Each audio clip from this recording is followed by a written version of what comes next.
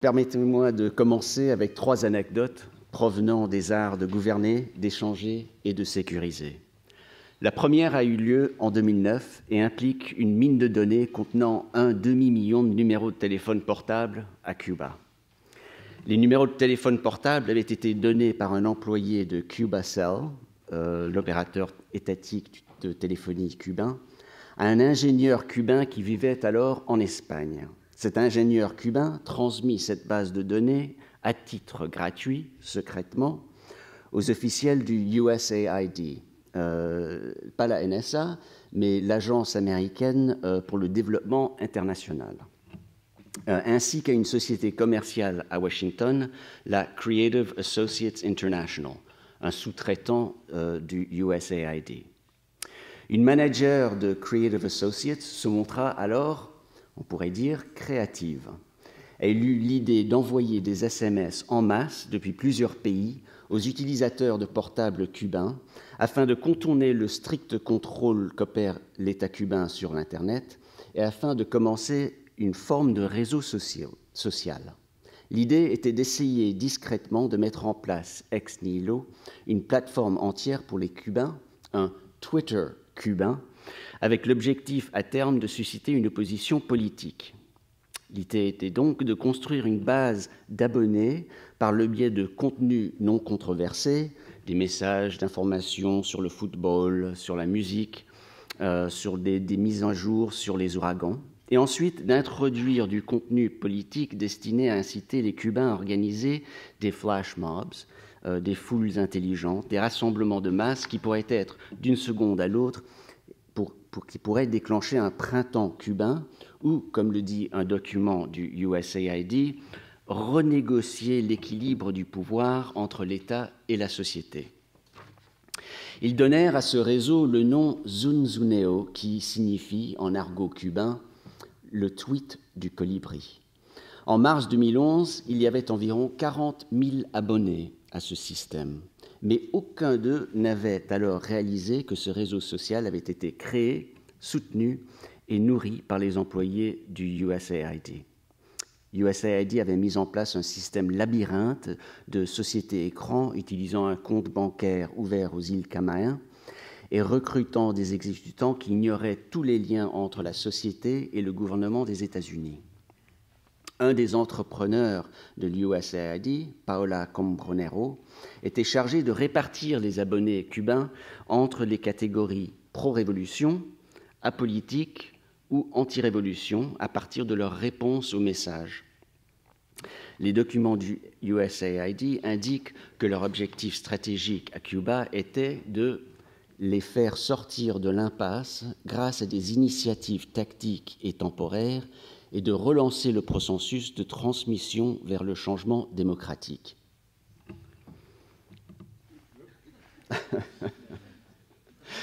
La seconde anecdote concerne l'art d'échanger. Alors en 2004, Google lance Gmail, une plateforme que vous connaissez tous bien. Ce qui a rendu l'idée de Gmail si attractive pour les consommateurs, c'est que Google a fourni à ses utilisateurs une grande quantité d'espace de stockage gratuit, et donc la question de la gratuité. 1 gigaoctet, 1 gigabyte, pour chaque utilisateur. Avant même que le produit soit mis en ligne, un grand nombre d'utilisateurs essayaient d'avoir un accès prioritaire à ce service, et certains ont même payé pour cela.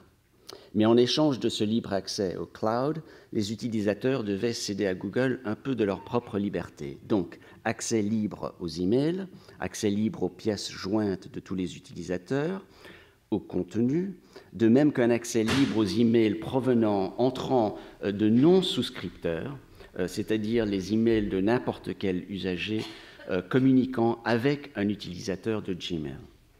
Alors, avec cette plateforme Gmail, Google scanne automatiquement tous les mails et leurs contenus afin d'adresser des publicités plus ciblées aux utilisateurs. Ça, nous le savons.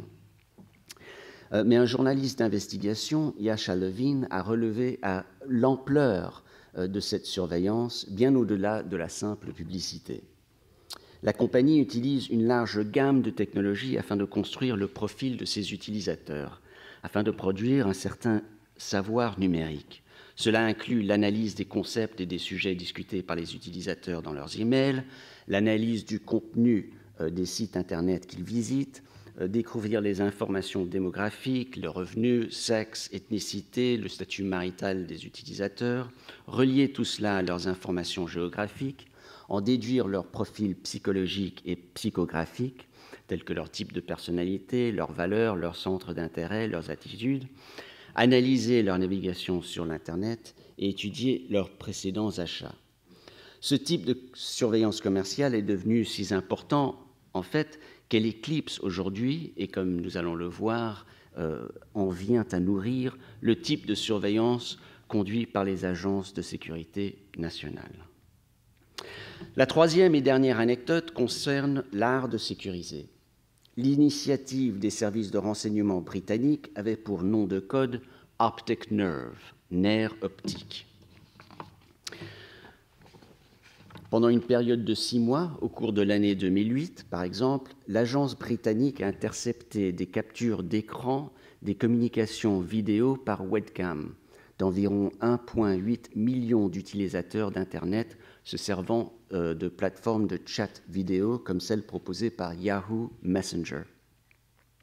À l'inverse d'autres programmes qui ne capturent que les métadonnées, Optic Nerve a pu avoir accès au contenu des communications vidéo, aux véritables images vidéo apparaissant lors de la conversation. Le programme téléchargeait automatiquement le contenu des communications vidéo, prenant une capture d'écran du flux vidéo tous les 5 minutes. Le but, éventuellement, c'était de capter toutes les vidéos en entièreté. L'opération a permis de découvrir une mine d'images classées X. Un document des renseignements anglais déclare qu'il semblerait qu'un nombre surprenant de personnes utilisent les conversations webcam pour montrer des parties intimes de leur corps à d'autres personnes.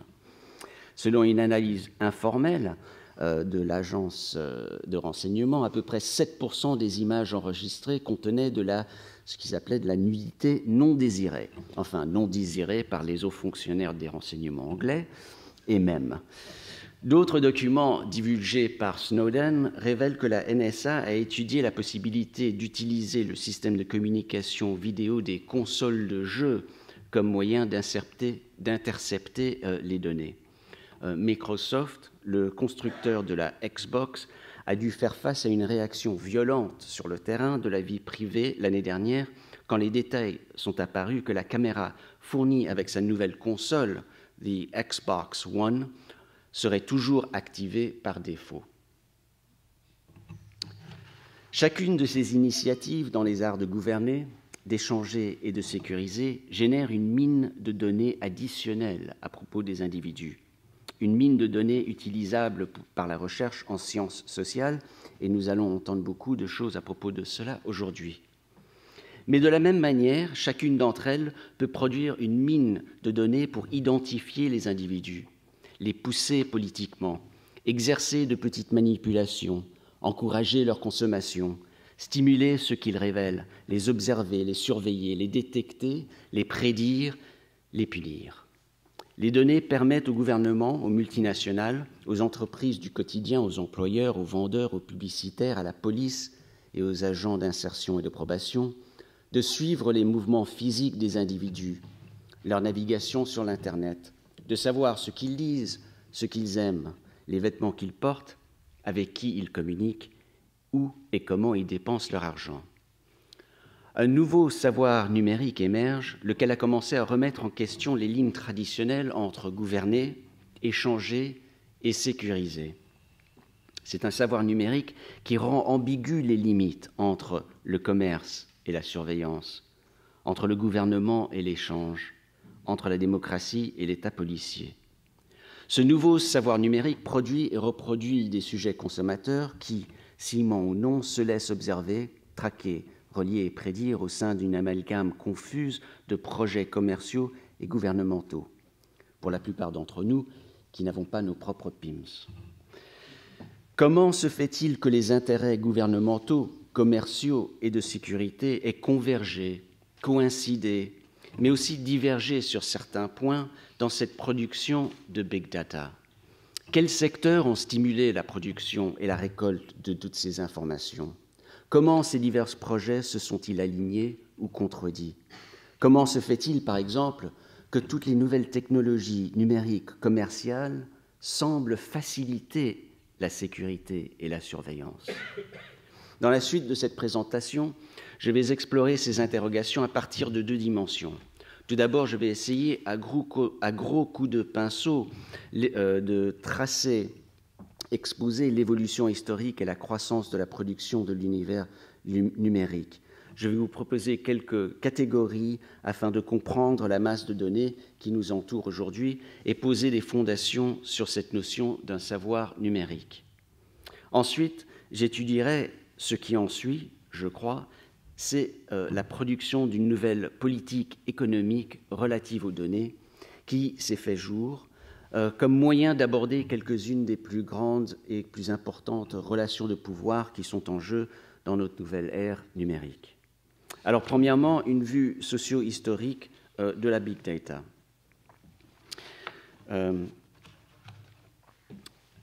La mesure la plus scientifique et rigoureuse de la capacité technologique mondiale à stocker, à communiquer et à calculer des données a été présentée dans un article scientifique paru dans le journal Science en avril 2011. Les auteurs, Martin Hilbert et Priscilla Lopez, ont mesuré et comparé la capacité des technologies numériques vis-à-vis des technologies analogiques sur la période de 1986 à 2007, en incluant les technologies suivantes. Donc, que vous connaissez assez bien, je m'excuse, c'est en anglais, mais ça devrait se traduire assez facilement. Mais donc toute la masse d'informations qui est analogue, comme on connaît les disques, etc., les vieux disques, en contraste avec toute la masse de data qui est maintenant digitale.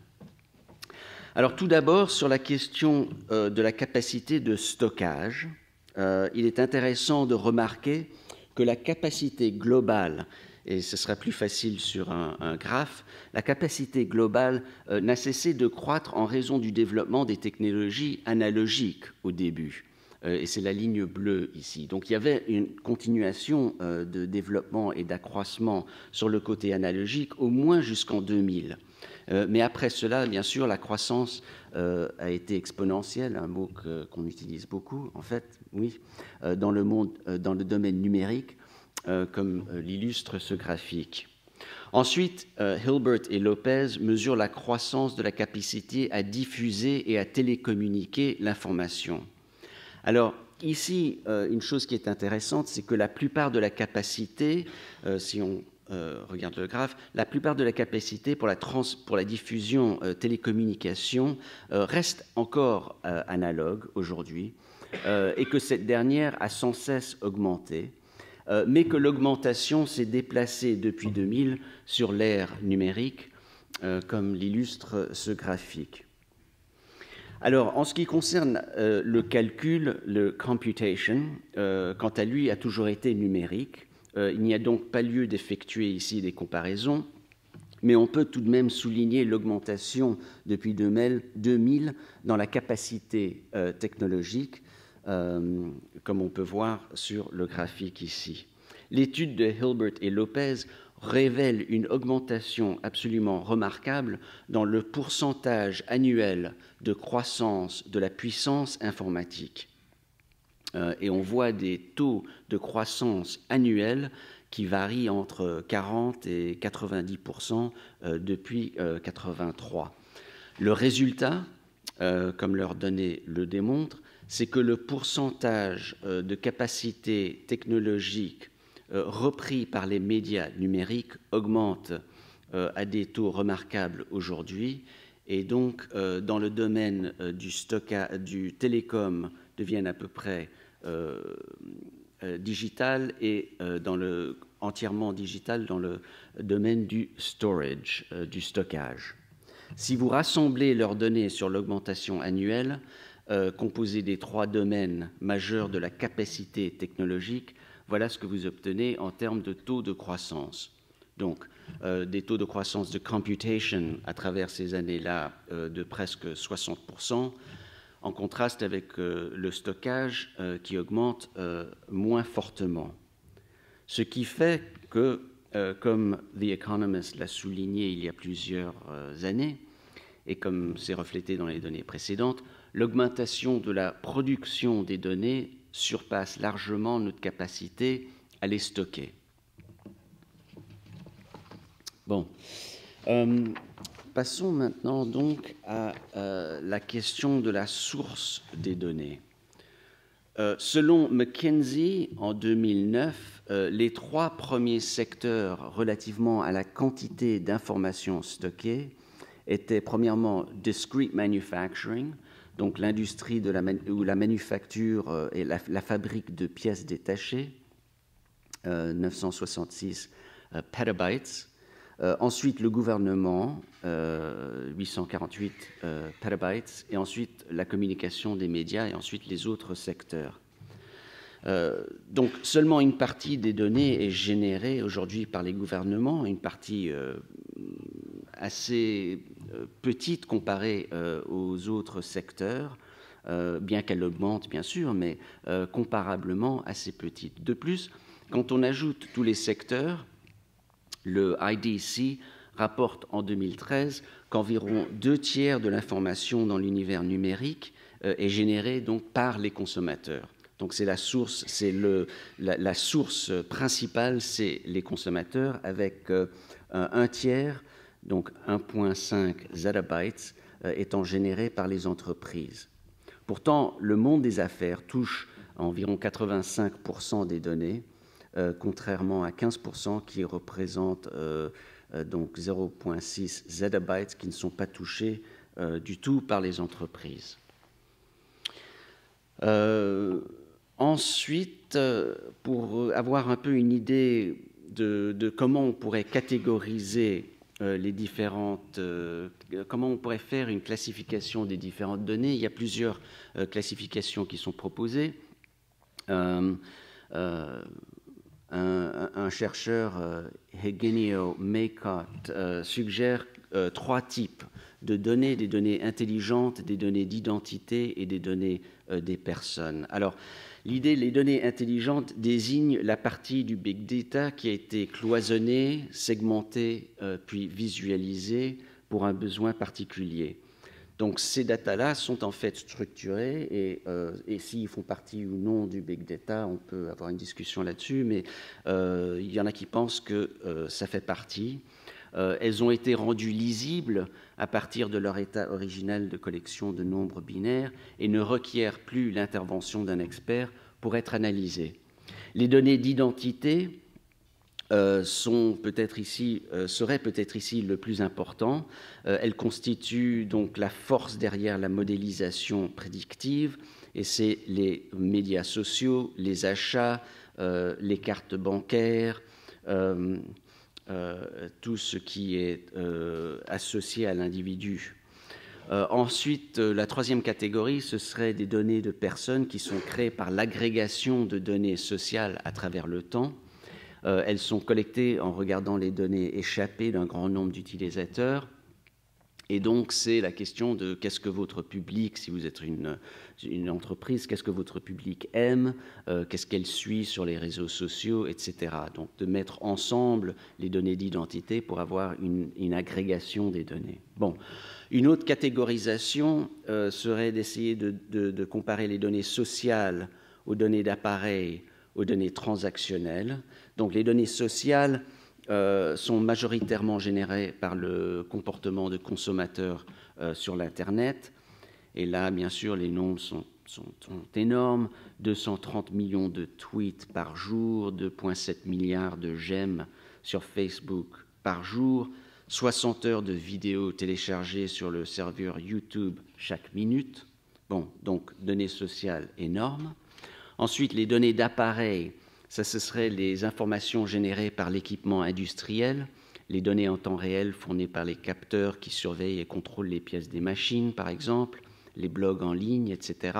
Une illustration serait, par exemple, au CERN, le Large Hadron Collider, qui génère à peu près 40 terabytes de données par seconde lorsque des expériences sont en cours. Ensuite, les données transactionnelles seraient générées par l'agrégation et l'enregistrement des transactions quotidiennes d'une entreprise, les articles vendus, les prix, les informations relatives au paiement, les données de fabrique et du distributeur. Alors là, il faudrait penser à Amazon.com ou bien Domino's Pizza, qui sert 1 million de consommateurs par jour et qui produisent d'énormes quantités de big data de cette manière journalière. Une autre manière de classifier le big data, ce serait finalement par les secteurs. Et donc, ce serait le secteur, premièrement, les individus. Donc là encore, ce serait des données sociales de téléphone portable, par exemple, et les autres échappements de données. Deuxième secteur, ce serait le secteur public et le secteur du développement. Donc les données de recensement du gouvernement, les statistiques, les indicateurs de santé publique, les données relatives aux taxes et dépenses et d'autres données des installations. Et le troisième secteur, ce serait le secteur privé, et donc les données de transactions, des achats, des dépenses et de la consommation. Donc, telles sont quelques-unes des façons de catégoriser le torrent de données qui est en train d'émerger et qui pourrait nous aider à comprendre cet univers numérique. Passons donc, dans un deuxième temps, à l'économie politique des données. Avec la croissance exponentielle de la capacité technologique, on a vu émerger une véritable nouvelle économie, une industrie remplie de courtiers de données, data brokers, on les appelle en anglais, et des marchés à part entière. En 2012 uniquement, l'industrie du courtage en données a atteint un revenu de 156 milliards de dollars aux États-Unis, ce qui représente 2 fois la taille du budget global des renseignements, des services de renseignement du gouvernement des États-Unis. Donc, l'industrie du courtage de données est 2 fois plus grand que le budget pour les renseignements aux États-Unis. Il y a aujourd'hui plus de 4000 entreprises de courtage en données, certaines d'entre elles cotées en bourse et portant des noms que nous connaissons tous, par exemple LexisNexis ou bien Experian, et beaucoup d'autres plus petites et moins bien connues. C'est un marché qui est marqué par des pratiques assez épouvantables. Par exemple, un courtier en données, Medbase 200, a proposé de vendre à des compagnies pharmaceutiques une liste de souffrants de viol au prix de 69 $ pour 1000 noms. Metabase vendait cette liste sur son site Internet de la manière suivante, que vous voyez dans le diapositive, et ça dit « Ces souffrants de viol sont des membres de famille qui ont dit ou ont été identifiés comme souffrant de maladies, de conditions ou d'affections spécifiques associées au vol. » Medbase 200 a retiré cette base de données après qu'il y a eu des révélations, de même qu'une liste sur les victimes de violences domestiques, une liste sur les patients atteints du sida, une liste sur ceux qui souffrent du peer pressure, de la pression exercée par leur entourage. Mais le nombre et la variété d'autres listes à vendre est tout simplement stupéfiant. Voici les listes, le début des listes à vendre, commençant par la lettre B. Donc, ceux qui souffrent de back pain, comme moi, par exemple, bedwetting, heureusement non, mais enfin, etc. Bioterrorism, bipolar disorder sufferers at home, birth defects and brain development sufferers. Bon, vous voyez, le début, c'est du BA au BI. Hein. C'est une longue liste alphabétique. La taille de chaque base de données et les informations sur le prix en dollars pour 1000 renseignements figurent dans la colonne à droite. Donc à peu près 69 $ pour 1000 data points. Comme le New York Times l'a récemment rapporté, InfoUSA, un des plus importants courtiers en données aux États-Unis, a effectué de la publicité pour des listes de personnes âgées à la recherche d'opportunités. Alors ça, c'était 3,3 millions de personnes plus âgées cherchant des moyens de se faire de l'argent. Une autre liste sur les seniors souffrants. Ça, c'était 4,7 millions de personnes atteintes d'un cancer ou de la maladie d'Alzheimer's. Donc, pour 79 $, on peut avoir le nom de 1000 personnes qui ont le Alzheimer's pour les contacter. Vieillot mais cadeau, c'était le nom d'une autre liste. Ça, c'était 500 parieurs de plus de 55 ans pour 8,5 centimes chacun. Et la liste les décrivait comme « Ces gens sont crédules. Ils veulent croire que la roue peut tourner. » Les données de consommation sont devenues donc une commodité, son commerce un marché hautement compétitif. Le taux en vigueur pour l'information varie. En général, plus l'information est intime, plus elle a de valeur. Par exemple, une information basique telle que l'âge, le sexe, la localisation se vend pour 50 centimes par centaine de personnes, mais l'information à propos d'individus, par exemple, soupçonnés d'être influents dans leurs réseaux sociaux, se vend pour 75 centimes. Les données à propos de revenus et historiques des achats se vendent pour $1 par centaine. Donc, on pourrait se demander qu'est-ce qu'il y a de vraiment libre dans ce libre marché des données. Peu de choses, excepté peut-être l'accès du gouvernement à celle-ci. Une chose qui ne semble rien coûter, ou presque, c'est la possibilité pour le gouvernement d'accéder à ces mines d'informations. C'est ce qui, en partie, est en train de déconstruire cette frontière entre l'État et l'échange. Le programme PRISM est un bon exemple aux États-Unis. Lancé en 2007, le programme PRISM permet à la NSA d'accéder aux données de Microsoft, Yahoo, Google, Facebook, Paltalk, YouTube, Skype, AOL, Apple et d'autres, pour un coût total du programme de seulement $20 millions par an. C'est rien. C'est presque gratis pour un pays comme les États-Unis. Voici la diapositive PowerPoint utilisée par la NSA pour décrire l'historique du programme PRISM tel qu'a été divulgué par Edward Snowden et publié par The Guardian. Le programme PRISM donne accès au gouvernement aux emails des individus, à leurs photos, vidéos, pièces jointes, VoIP, etc., à un coût pratiquement nul pour le gouvernement. Il fournit un accès presque complet à leur vie numérique.